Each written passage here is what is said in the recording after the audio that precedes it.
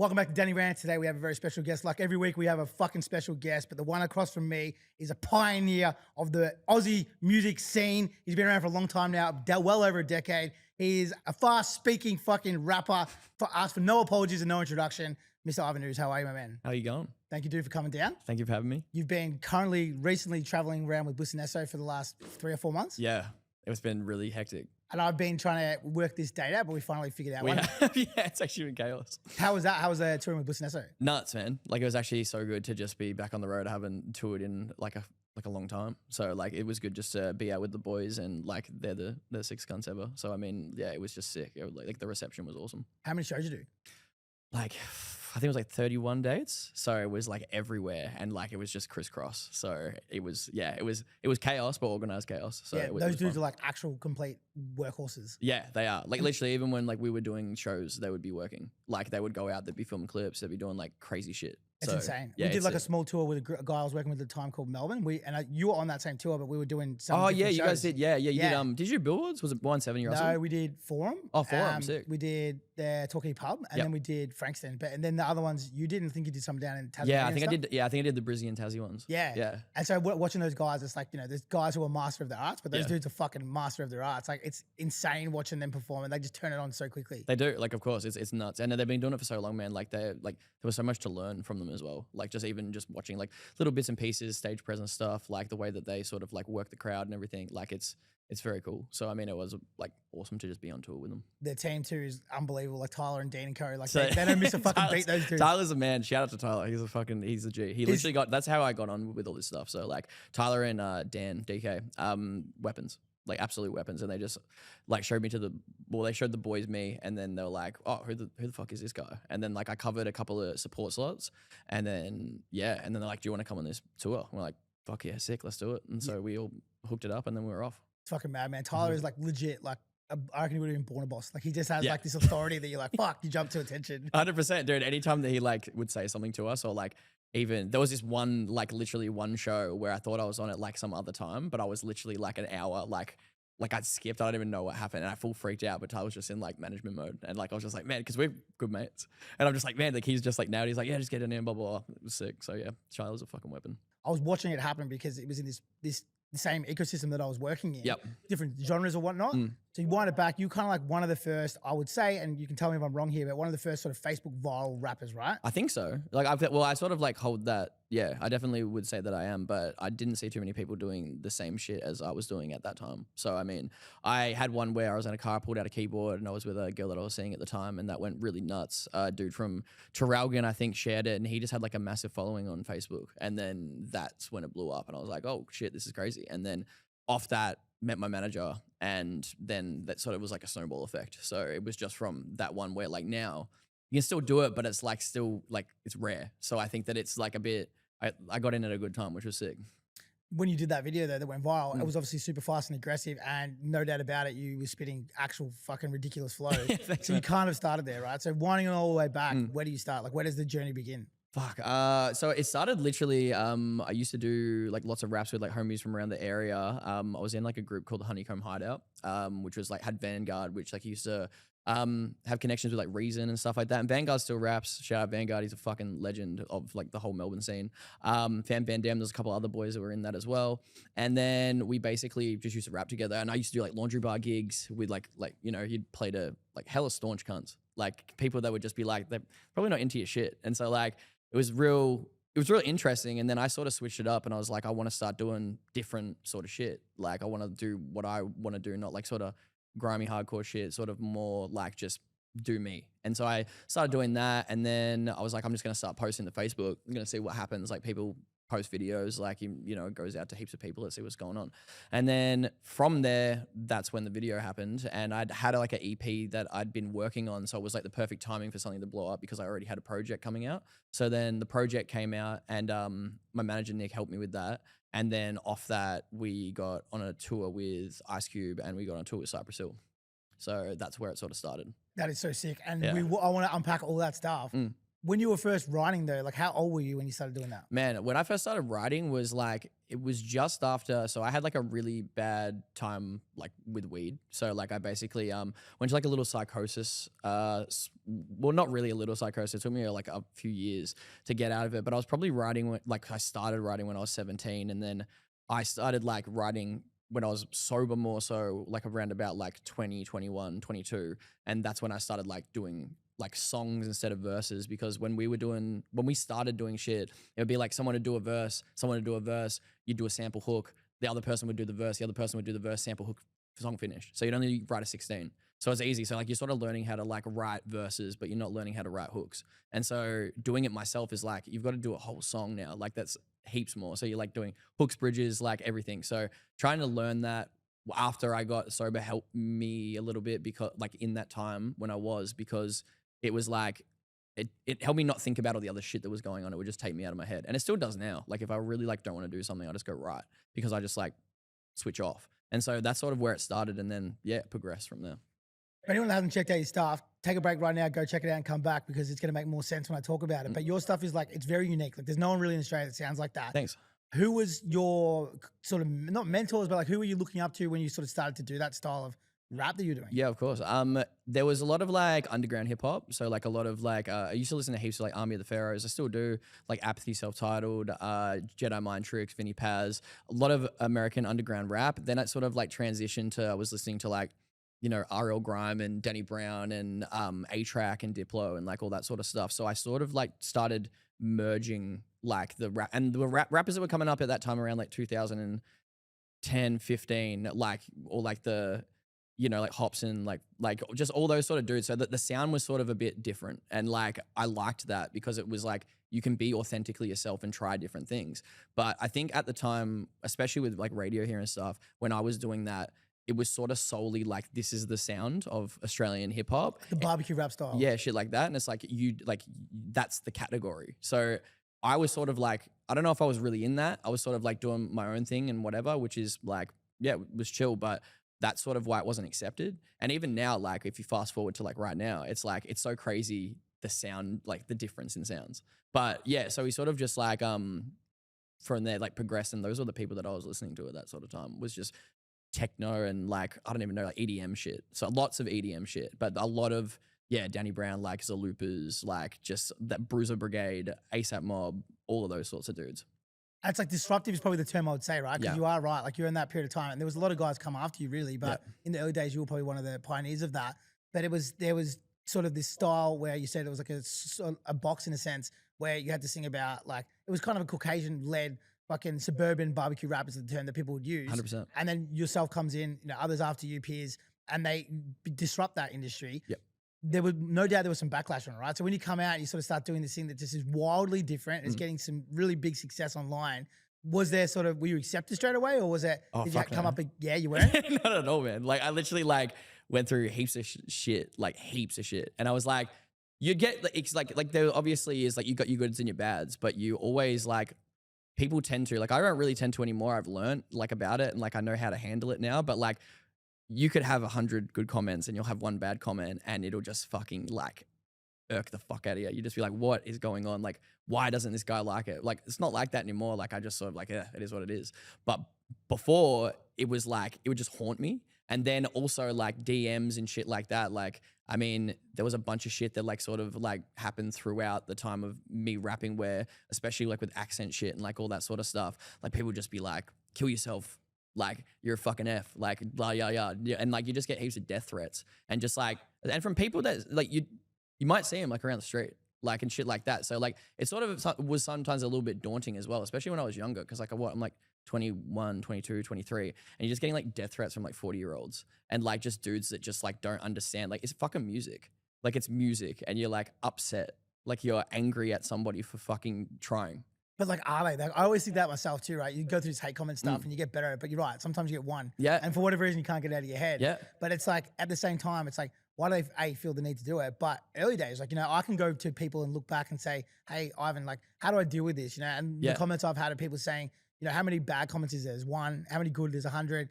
who gives a fuck, you know? Like, Yeah. or people only say negative things. They don't really say positive things. There's a million different things. Definitely. When you're blowing up online, no one's really blowing up online. So like, Yeah. you would have had to deal with that firsthand where you don't know if it's a threat. You don't know if it's idle. We're not living in the community now where we kind of somewhat know that it's like, you know, people are air rating. It's bullshit. You're living in a world where it's new, right? So you're literally dealing with these things going, fuck, maybe this guy is going to kill me. Literally, and you're also coming off a thing of where like, you know, you were in psychosis and you like went crazy for like 2 years. So then like your paranoia is like, what the fuck's going on? And there's like dudes like out there like, and you're like, are they like, do they know where I live? Like, and all this sort of shit. So I just have like all these like little bits and pieces like happening in my head all the time. And like your anxiety's like running wild, or like maybe a little bit depressed that day or some shit. So you're just thinking about all these things and it like fucking affects you, dude. Like it literally gets to this point where you're just like, man, like, is this real life or like what's happening? And now like I'm at a point where I'm older that I'm just like, it's just people that are upset with themselves, obviously. And they're just like, they have a crack at somebody that's having a crack. And the thing that I've never understood is like, why can't you just be like happy for someone having a crack? Like I'm so supportive to like friends that do shit. Like, and then I'm just like, dude, this is sick. Like, so good. Like, oh yeah, no, I'm a bit broke. It's like, yeah, who gives a fuck? Like, keep going. Like, all of a sudden something might happen, and then like it's just. And I'm very supportive in that sort of aspect. But I've never understood why someone can just hate on someone for just trying their best, and they're just trying. They're just doing. And you're literally like a dude sitting on another side of the screen, upset, like grumpy. Like you've had like fucking 3 Jack Daniels, and you're sitting there and you're just like, oh man, I'm just gonna fucking rip into this cunt. And it's just like, why? Like, why do you feel the need to do that? Like, it's sort of sad. So, the answer is actually easy when you figure it out. Self-esteem. Yeah, right? self-esteem, so 100%, bro. Even if you're with people and they're bitching about a friend or whatever, like you can almost guarantee you wind it back. It's like that person's jealous of that person's doing. Yeah. And in Australia, we have tall poppy syndrome, which horrible. I'm gonna love to get into it because it's fucking horrible. Yeah. Right? But like tall poppy syndrome, it's like everyone wants to love you when you're doing well, but in that period where you're coming up, it's super difficult because everyone's like, what the fuck is this dude doing? Exactly. And you know you're getting teased, you know you're getting ripped because you've seen it happen. Like every group you've hung out with, they're like, wow, that guy thinks he's the best DJ. And then he becomes the best DJ. And then Literally, they're like, I now know this DJ. But it's like in that period that it's very scary. Like you're diving into something where you know somewhat kind of people are laughing at you, but you have to do that to move forward, right? Definitely. The tall poppy, like how do you feel it is for you when you were coming up in Australia? Definitely like it just wasn't accepted. And I'm still not. But that's the thing that like you got to grasp and you got to harness. Is like the things that are sort of like, you know, sometimes you do want to fit in. And it sort of reminded me because when I started doing music, like I was like, oh man, it's going to be so sick. Like I want to collab with like these artists and yada, yada, yada, and so on and so forth. And you get there and like, it reminded me of school. It was just like, you know, oh, I want to hang out with these people. They look cool or whatever. And then they're just like, you know, assholes or losers. And you just like, and it's the same shit. It's like you go to music and you're like, I want to start like doing this. Oh, I love this person. I'm going to reach out to them. I'm going to say, what's up? No reply. Oh, you heard from someone else that like they talk shit about you and like all this sort of stuff. And you're like, for what? Like, you don't even know me. Like, why are you like, is it like, what is it? And it's tall poppy syndrome. It's jealousy. It's like, you're doing better, but there shouldn't be a you're doing better. It's not a race. It's not like a thing of like, you know, it's friendly competition. And also like, I'm a person that I want to share. Like, I love sharing. So it's like, if something's like a win, like it's a win for everybody. It's not just like, oh, I'm personally just going to fucking win and I'm going to sit here and I'm going to take it all. Why would I do that? Like, that's just selfish, like shit. So I find that in like the sort of circumstances or just even in some of the circles that I've been in with music, that it's sort of really hard to navigate that sort of like section. So now I literally like keep to myself. Like I don't hang out with people. I don't hang out with musicians. I don't even have that many friends. like literally, I'm just like, I sort of just cut it all off because it would either make me feel unhappy or it'd make me feel like, you know, I'm not doing well enough or I'm not good enough or like all of these things. I'm just like, I don't want to fucking feel like that. Like, why do I want to spend every day trying to like reach someone else's expectations when I feel like that I'm doing all right? And like, I sort of learned that as well through therapy and stuff like that. You like conversations, like, and just talking about shit. Like, you learn what you need. And the more that you talk about that shit, it's the same with like music. Like, I don't need all that shit. And sometimes you will run into like a dude and like, he's a muso and he's a rapper and he's fucking sick, or like she's fucking sick. And you're like, sick. And then like, you just do some shit and you're like, this is fucking cool. This is fun as. But I find that it's very rare, especially in hip hop. So yeah, it's a bit fucked up. Man, it's actually fucking cool because I haven't touched on this, but I actually have been thinking about this. So it's sort of weird that you bring it up. But there's this thing in all genres of music that people don't know. Like the high school analogy is the best. But there's people who think they are kind of, in a sense, the cool kids because that music's in flavor right now. You know, it's underground or whatever it is. And they won't talk to someone because they deem that music's not cool. Yeah. And there's something that people would have zero idea about, which no doubt you've probably seen before. But you'll submit, like to book an artist, and another artist above that bill, below that bill, will be like, well, I refuse to work on with that artist. They've never even met each other. Yeah. They play different genres of music. It's a multi-genre festival, and they're like, no way, because I don't want my name associated to that person. So it's like, you make sounds, and that other person makes sounds. It's like, how is that offending you so badly that you think it's going to ruin your life and career if you play on this bill with the same person's sound? To a T. I've never fucking understood it. And even again, I've been doing this for 20 years now, right? Like, you see people come and go, but like there's guys come up and they peak and then they drop off. Everybody does. It's a cycle. It's cyclical. Yep. But what I find is that because I've seen multiple people peak, the ones that don't get that peak syndrome, like where they think they're the best and they sort of start to play different games, they become the legends over time, right? Yeah. The guys who peak and come down, they eventually have to ask favors from the people that were looking down on when they were peaking. And you don't want to do them any fucking favors, you know? So it's like, I've been doing this for a long time and young guys come up. I'm like, pay respect to elders. Like, and also to help the young kids, because if you don't, they're going to turn on you eventually and you never know when it's your time. Like, you kind of got 4 years really, unless you hit, you know, you continue to evolve and stuff. But that high school analogy is so fucking true, because even, man, I'm backstage at festivals. You've been there too. Yeah. Sometimes you're like, I can't hang with those kids. They're too cool. Or, you know, other way. And I just refuse to ever play that in that realm, because it's just, it's bullshit. It is like, bullshit. It is so much like, it's crazy. Fucking bro. lame. Yeah. Like, that's the answer. Dude, it's fucking lame. It's loser mentality. I hate it. I always say, like, when people are like, I'm like, man, that guy thinks he's cool because of the music that goes into his ears. I'm like, it makes zero sense. Or someone, I'm with a group of guys and someone will be like, oh, like that shit's lame, or what they listen to lame. I'm like, you're literally going to judge someone by their music taste? Like, that makes zero sense. Like, that could be the best person in the world. Yeah. And you now think you're cool and you can't be in this room with them, or you don't want to drink with them, or you don't want to give them a pass or ticket to something because of the fucking music they consume. It makes zero sense. It's so cooked, man. Like, I'm on the exact same wavelength. Like, it just doesn't make sense to me. And like, I've been there for like I've been doing this for 10 years. Yeah. And it's like, it's just so common. Like, so common. And I'm just like, this is weird. Like, it's just like, wait, everyone's just a person, man. Like, I'm just a person. Like, you're just a person. And the other part too is music people who traditionally aren't necessarily the coolest people in the world. Exactly. So it's like, at what point do they decide they are? They're just like, oh man, I'm not gonna fuck with this guy. And like, you know, image shit, like I get it. I get what it is. But it's just, to me, like, just my mentality, it's just so lame, bro. I fucking love to hear that. Yeah, I'm always the same. And like, you know, even when I talk to people, like, oh, even with the pod, like, this is sort of, I shouldn't be saying, but I've like hit up people before and they're like, oh, no, it doesn't fit with what we're doing. I'm like, why? What, me talking about music? Yeah. And it's like, I'm talking about the industry. It's like, no, it's not that. It's because this guest, we don't deem cool enough. Oh, and really? Like, legit, yep. Or they'll be like, you know, the guests you have aren't at the level that we are, or we believe we are, you know, because effectively it's believe we are.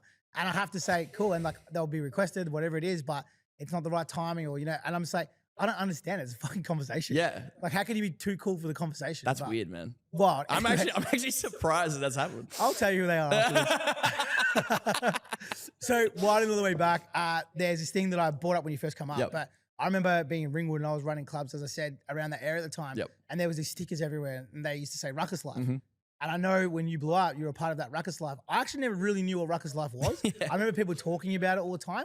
And I knew that it was something that in the area, like, people were really kind of invested in. Run me through what the fuck Ruckus Life was. So Ruckus Life was just like just our friend group, basically. And my homie who passed, he used to film it all, and he just wanted to make like edits. Like, there used to be edits on like YouTube from like, it's sort of like, because we grew up watching like Baker 3, like skateboarding videos, like Flip, like all that sort of stuff. So it was taking like that aspect and just going, hey, like, we're a bit crazy. We do some nut shit. Let's just film the nut shit and then just make edits for our memories and go with that. And so when that video did pop off, the first one, we were all like, still like, he was already doing like all the Ruckus Life stuff. And I was like, oh, just like get involved with it. Like, just start coming to shows and like you can pop it into like the vlogs and whatever that you're doing. He's like, yeah, all right, sick. So he came and started doing that. And then it sort of resonated with my fan base, because my fan base like liked my rapping stuff, but then they found out about Ruckus Life.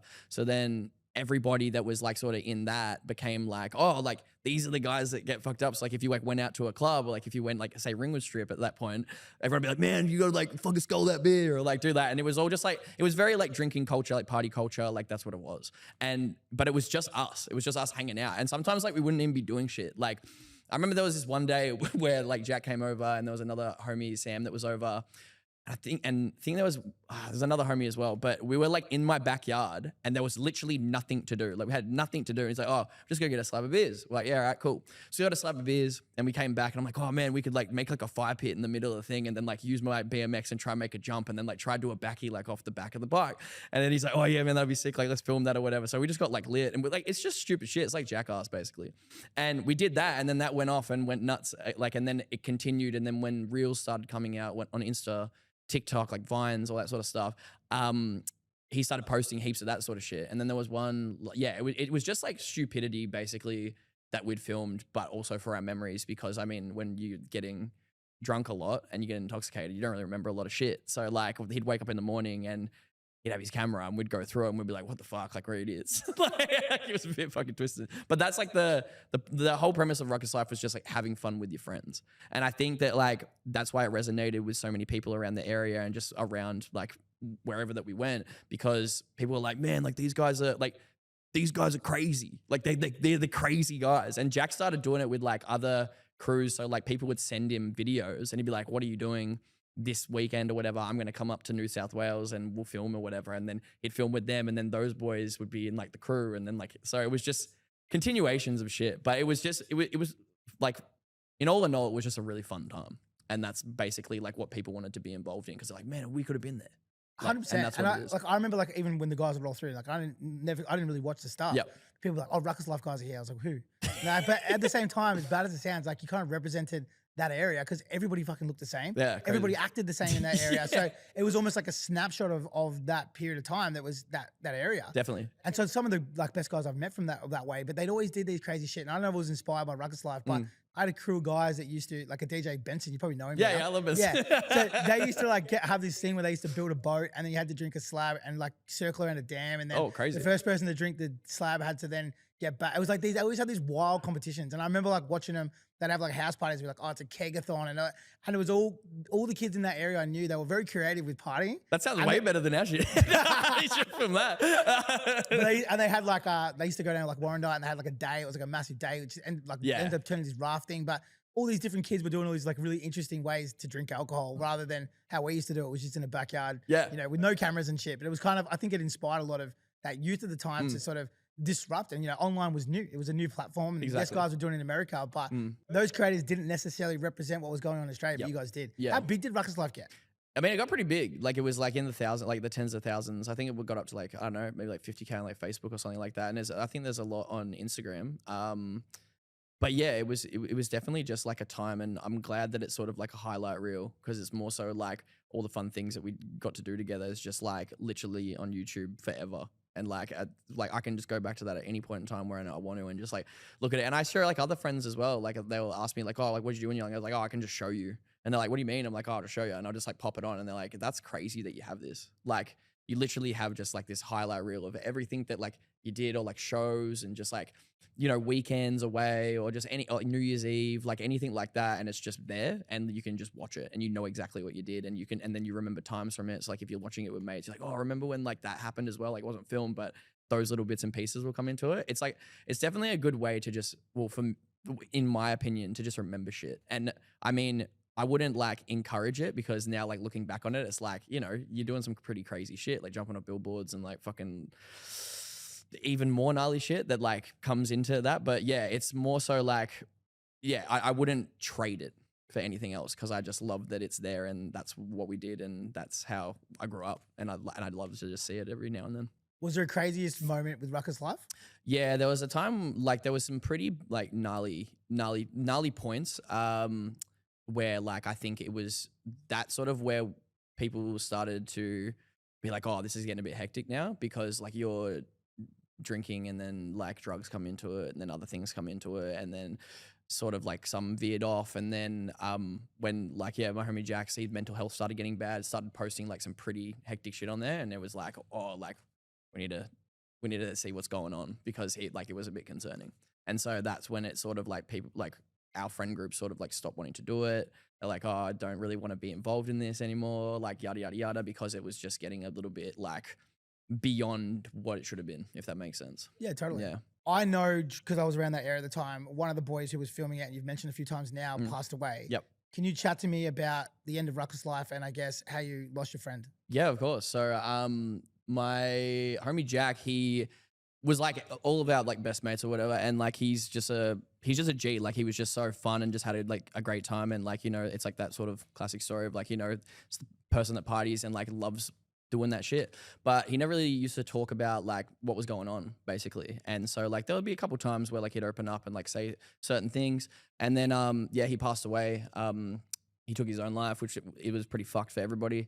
And it's still fucked now, obviously. But that's sort of how it ended. There's like an edit which I have. Like so I've got a hard drive because Jack left me his hard drive and was like, oh, he said to me like a couple of days before he passed away, he's like, if anything ever happens to me, like make sure that you take my hard drive. And I was like, okay, well, like, but I didn't really understand what that meant because I didn't know, like it sort of caught us all off guard.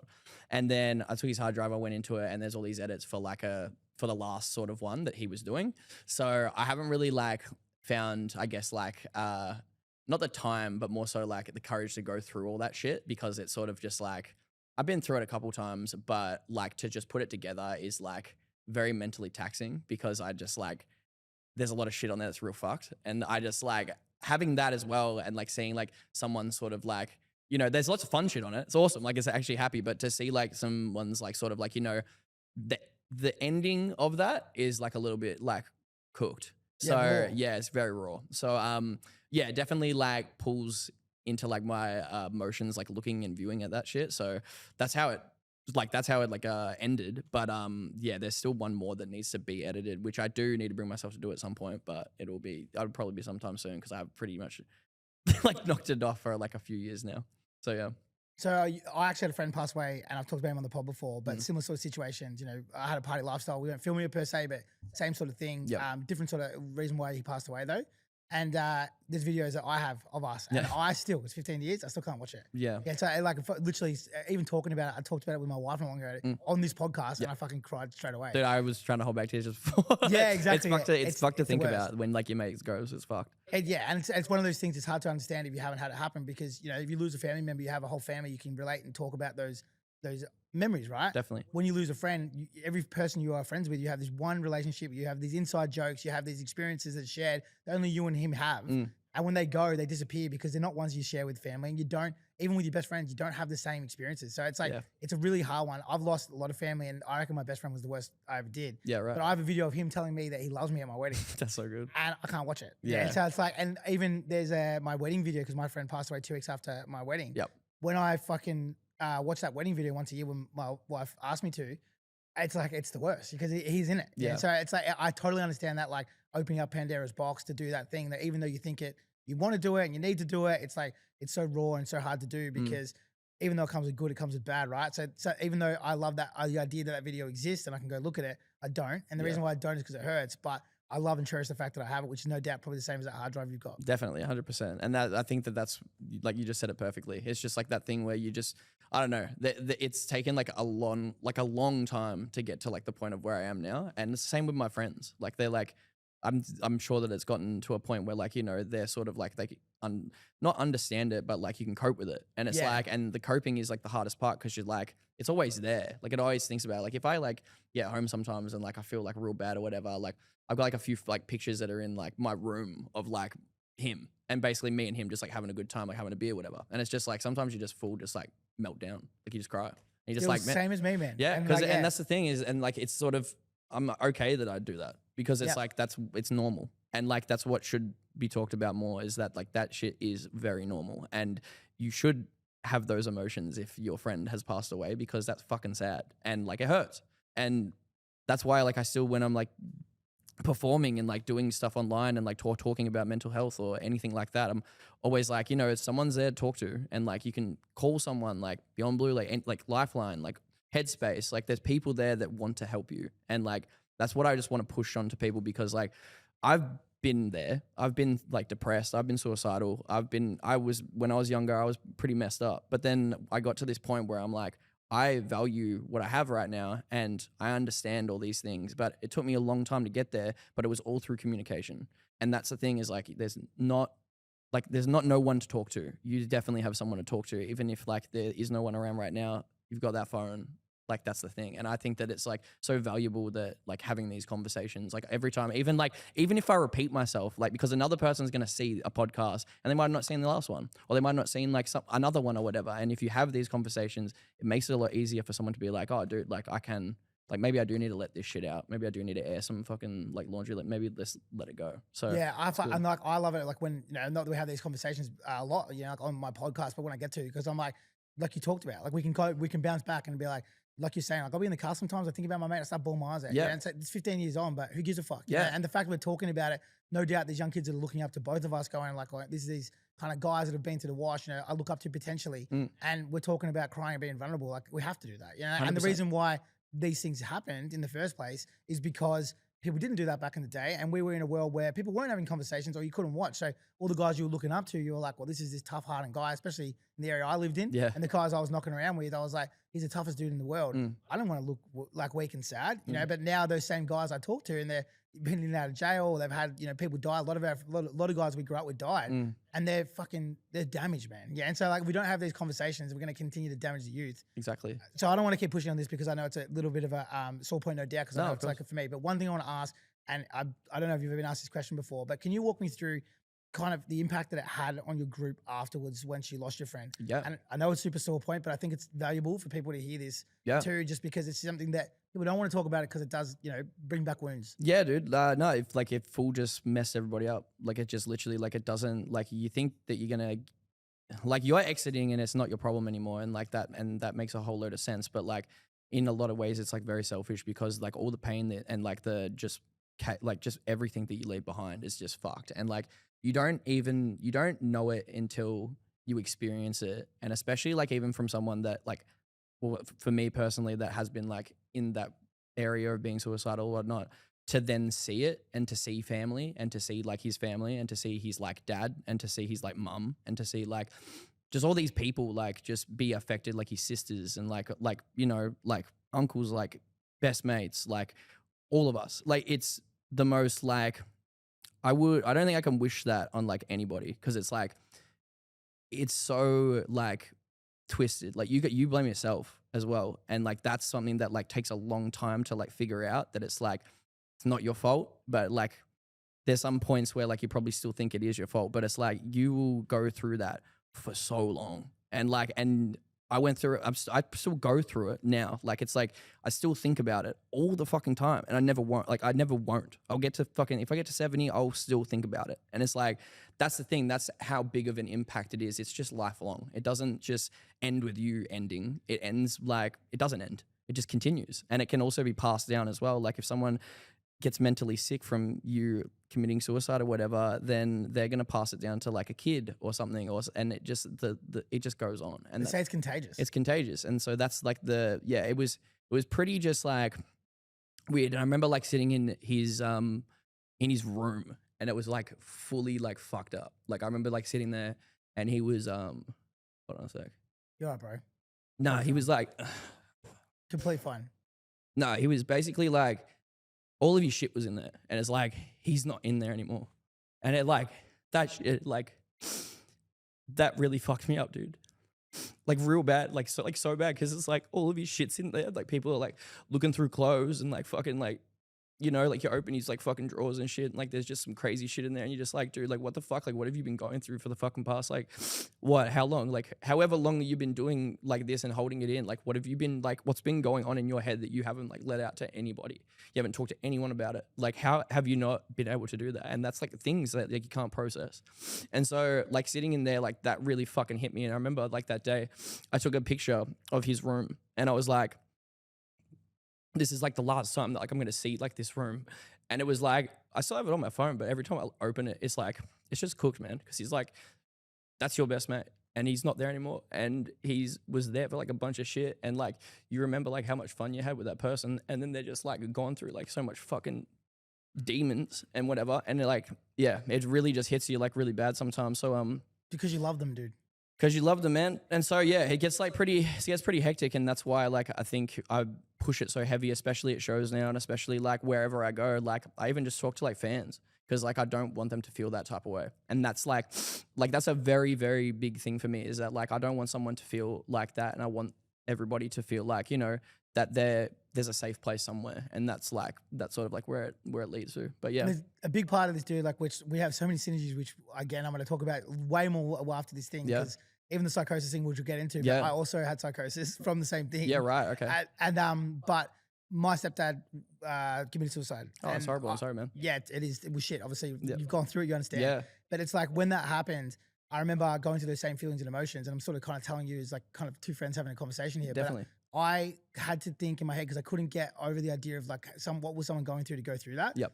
That I was like, well, it's like having cancer of the brain, because anyone who was in their right mind or, healthy or whatnot, they couldn't do that. It's impossible. Like if you sit here now, we're happy and jovial, like it's impossible that idea would even creep into our brain. Yeah. I myself, like you just said before, I've had depression. I've felt those suicidal thoughts. Yeah. And for me, it's like when you're in those periods, you can see how that's an option, like when you're not, you look back, you're like, that's insane. That's wild. So for me, I'm like, it's a cancer that sneaks into your brain that you can't understand. You can't rationalize with. It's impossible. It's a sickness, right? Yeah, it is.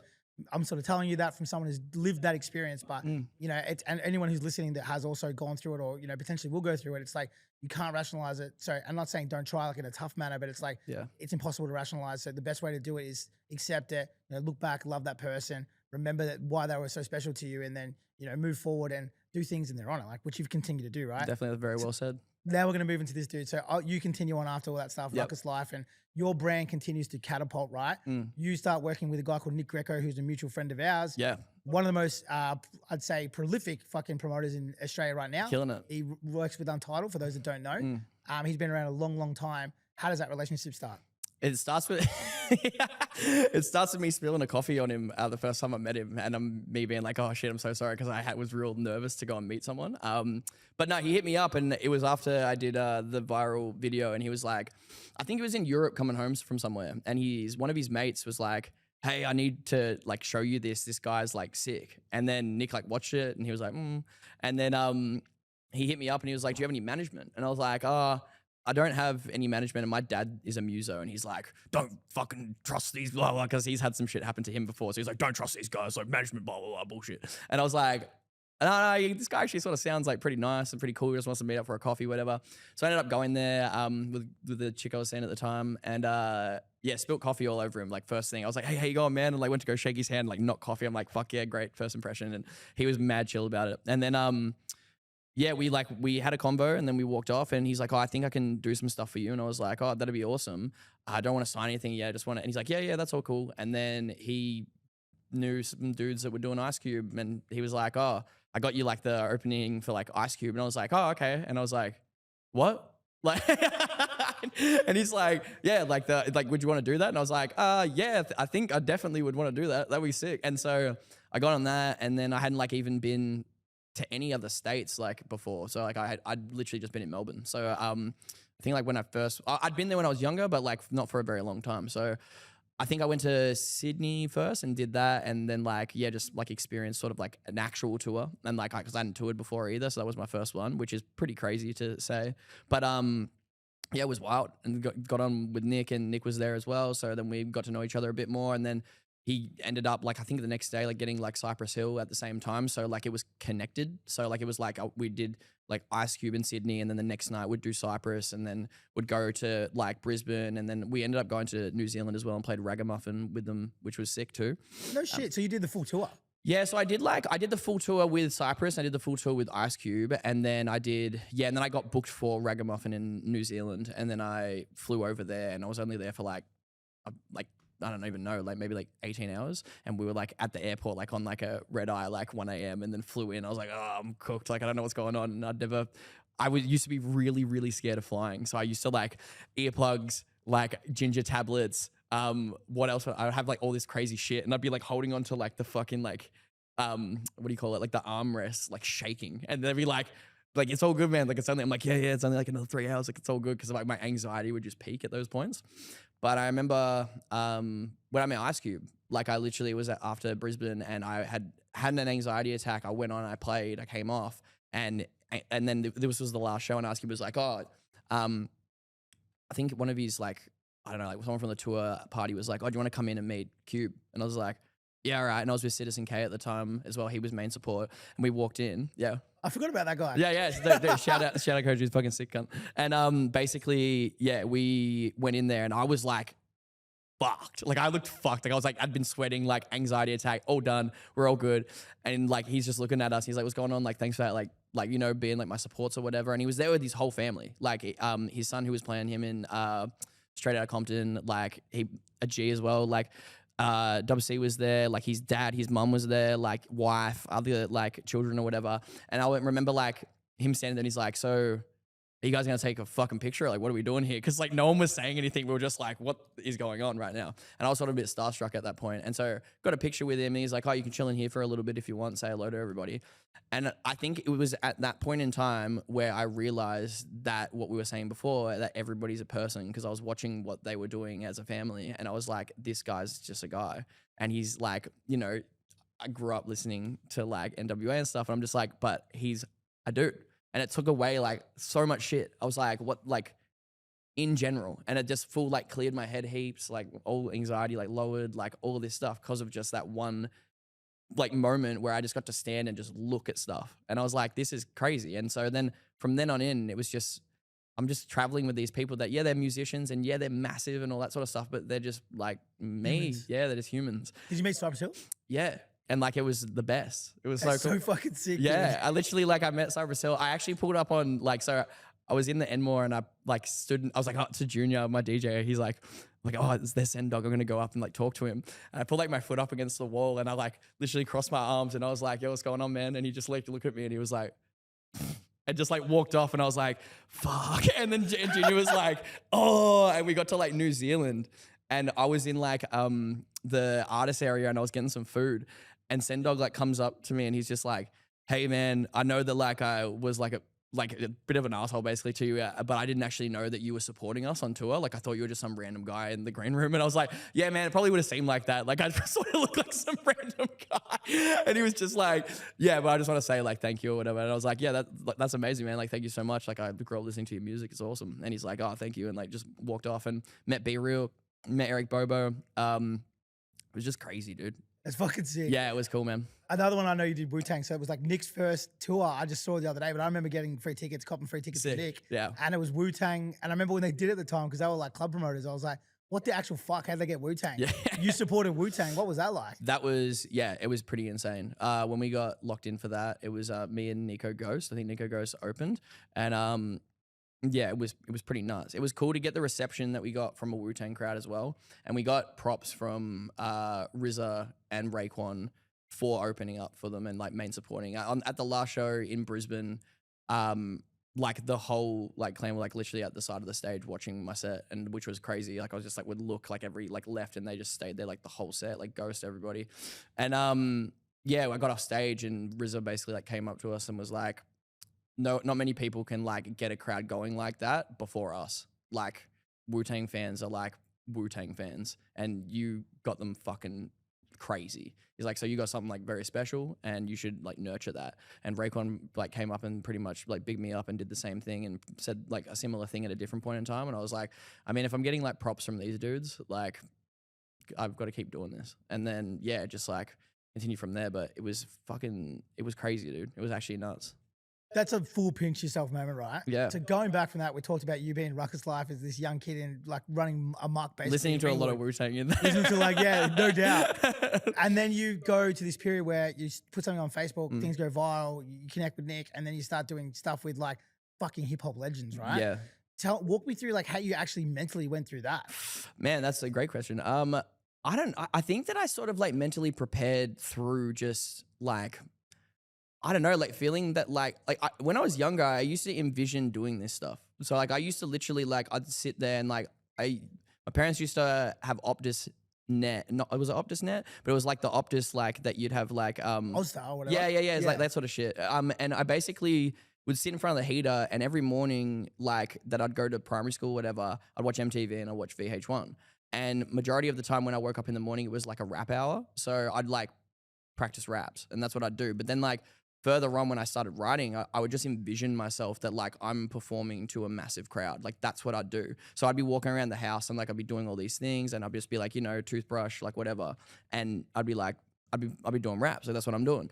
But I'd just envision it. And like, I think because like of all the envisioning that I did, when I got to the point of where I'm like at. I'm like, I know what I need to do right now. Like I'm prepared for this. And so it was sort of like a bit of mental preparation, but I guess you can't always be prepared like that. I mean, shit happens all the time. Like I think at the Sydney one, we were trying to win the crowd over for like a really long time. And it got up to like the fourth or fifth song, and the whole power cut out. Like something just happened. And JJ's mic was working and my mic was working and Junior's wasn't. And so he started beatboxing, and then I just started freestyling because I can freestyle. And so not JJ DeMello. No, another JJ. Yeah, one of my mates, JJ. And so basically he started beatboxing and I started freestyling. And that won the crowd over. So I freestyled for like a minute and a half, and I was just like ripping on people and like, you know, going and like talking about their hats and like why you hear it, like Wu-Tang and like put your hands up, like all this sort of stuff. And everyone was getting into it. So when the music came back on, it like full switched like the energy, because they were just like, oh, these guys he can rap. Like he freestyles. And so, which was sick, but it was also like that mental preparation from when I was younger, being like, this is what I'm going to do. Like I'm going to be this. And so, yeah, it's a bit, I don't know how to like completely like explain it, but like envisioning it and like embodying it and just being like, all right, this is where I'm going to be at some point, and then like proving to yourself that you can get to that point is very like rewarding, because this will trip you out, but basically I ask that question a lot and it's always exactly the same answer. Really? It's always the exact same answer. And it's like, even for myself, like when I was growing up, I'm like, you know, there's more for life for me. Like I didn't know why. Yeah. I lived in a town with fucking 2,000 people. Yeah. But everyone says the same thing. So when things start to happen, you're like, oh, I kind of, you know, I thought this was going to happen in my head. So it's no surprise to me. It's a surprise to everybody else. But it's universally the exact same answer. And their whole envisioning, it's like, I've not had anybody yet answer different. If Really? that makes sense. Swear to God. That's so nuts, dude. It's fucking sick though. Like, that's why I love asking that question. Yeah, that's a great question. So the thing about warm-ups, right, you kind of touched on a little bit how you had to win the crowd over, but people don't know. So you see a name on a support, they go, fuck, how good for that guy. Like, he's killed it. You know, he's going to automatically get props. I've had artists on supports, and it is one of the most challenging jobs in the whole entire world. You're basically sitting there playing before an artist that people want to see, and you're interrupting that artist's timeline, basically. So when you walk out there, it's not like, it's the opposite, right? People are like, fuck this guy. And they effectively stand there with their arms crossed. 100%. And you've got to win them as a competition. You've done a lot of massive warm-ups. Can you talk on that? Yeah, for sure. So like that, one of my favorite things to do is support, because it shows how much work you've put in if you win over the audience. So I mean, like if you're a good act and like and your stage presence is up to like the caliber that it should be at, you should be able to get everybody that's there like going nuts. Like, and that's something that I think is very I don't know, it can sort of like differ between artists, but I think it's very important as an artist that you are able to, like, there's definitely been crowds where I haven't gotten people moving, but it's also like maybe because it's been like a bit weirdly billed, or maybe it's something that's like, you know, I did a support for Carnage, like the DJ Carnage, and people like literally were going nuts, but they weren't going nuts for me. They were just going nuts, like just violent. And I was like, you know, punching each other, like doing like crazy mosh pits and just like literally clotheslining each other. Like a girl got like literally clotheslined, and I stopped the set, and they all started booing me because like I was like I stopped. I'm like, what the fuck's going on? I'm like, need to get her out of like the pit. Like, shut the fuck up, just keep fucking playing. I'm just like, what is this place? Like, this is crazy. So supporting definitely is like I guess like a art form in itself, because you learn a lot. But I think support sets are super duper important, and I don't think that you should just go straight to being like, oh, you're the headline. Like, you learn so much from those opening and supporting slots, like heaps. And the way that like, I mean, I've done a lot of them as well. And it's just like, now I'm at this point where it's like, I know what to do. Like, I know how to win over an audience. If it goes that way, I know how to fix that. If it goes this way, I know how to sort of work with that. And I think that that's a talent within itself. And it also shows how seasoned and also how much of a performer that you actually are. Like, yeah, you're an artist, but like, can you perform? Like, if you can win that crowd, then 100%, like, you're set. But that's it. I think that supporting is just, it's so much fun. You're like kind of the last of the Mohicans in the sense that you went viral online, but at the same time, you still had to work your way up to the top, right? Yep. And a lot of the artists these days, they blow up, and no shade to them, they blow up and then they've got to go on stage. Yep. And I see it myself when I run gigs. Like, we'll have this guy that's got massive over 4 weeks. We put him on a stage and they can't perform really. And it's like they have to kind of do those penance in a sense. But these days we're seeing more and more of that, you know, which is having no doubt a fucking effect. sort of on that topic, right? We're going to wind it back a little bit, but I didn't want to kind of collab it together because we've been going up and down this emotional roller coaster. You mentioned the drug psychosis stuff, right? And you said it was affected from weed. Can you talk me through how that happened and how you had to affect? I'm guessing you stopped smoking weed, but can you walk me through that? So when I was 17, 18, I had like a psychosis where basically I smoked some weed that was laced with PCP, but I didn't know it was laced with PCP, which is pretty crazy. But yeah, I full like went like cooked. Like I was playing, I'm a big gamer, so like I play this Counter-Strike and stuff. I was just playing Counter-Strike, and my dad smokes as well, so we were just like smoking, and he always smokes his stuff because he knows where it comes from, and I'm like, oh, I'm a young kid, I don't give a fuck. And so like I smoked this other shit, and then yeah, I had like this shiver go down my spine. I started sweating, and like I was seeing weird shit, and I was just like, what the fuck's going on? I could feel vibrations and all this stuff. It was really, really weird.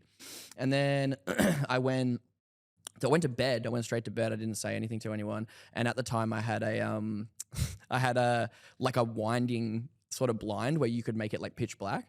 And so I wound it down, and I was just in there, and I think I must have passed out, and I woke up. And when I was younger, I used to have like really bad hallucinations, but there was this one hallucination that I had where it was just a floating blue cube that would just like radiate like energies. And like I, for some reason, like very much panic over it. It's real weird, like, but it's a full hallucination. It looks like it's really there.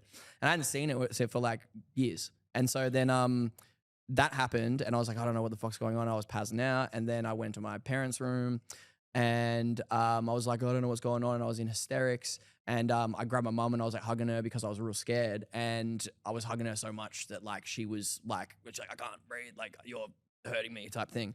And then my dad like woke up, and my dad's like, what the fuck's going on? And he like tried to break me out of it or whatever, and he finally did. And I hit my head on the way down and like hurt myself pretty bad. And then they helped me back into bed, and I like sort of was disorientated, so I went back to sleep. And I woke up, and then and it was about 5 to 6 days where I just had like an out of body experience. So it was like, it was literally just like 360 view, and I was cooked.